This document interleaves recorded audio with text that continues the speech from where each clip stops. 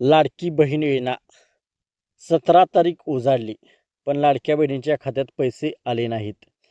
नेमका अडथळा कुठे आहे? याबद्दल एक मोठी अपडेट समोर आलेली आहे. तर लाडक्या बहिणीचा 17वा हप्ता म्हणजे नोव्हेंबर महिन्याचा हप्ता कधी जमा होणार?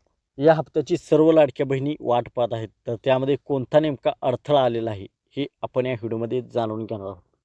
तर डिसेंबर महिना अर्धा उलटून गेला तरी महाराष्ट्रातील लाखो महिलांच्या मनात एकच प्रश्न घोळतो आहे. लाडकी बहिणींचे पैसे खात्यात कधी जमा होतील? नोव्हेंबरचा हप्ता अद्याप मिळालेला नाही आणि डिसेंबरचाही हप्ता प्रलंबित आहे. राज्यातील सुमारे 2.65 कोटी लाभार्थी महिलांना 2 महिन्याचे 6,000 रुपये मिळण्याची प्रतीक्षा आहे.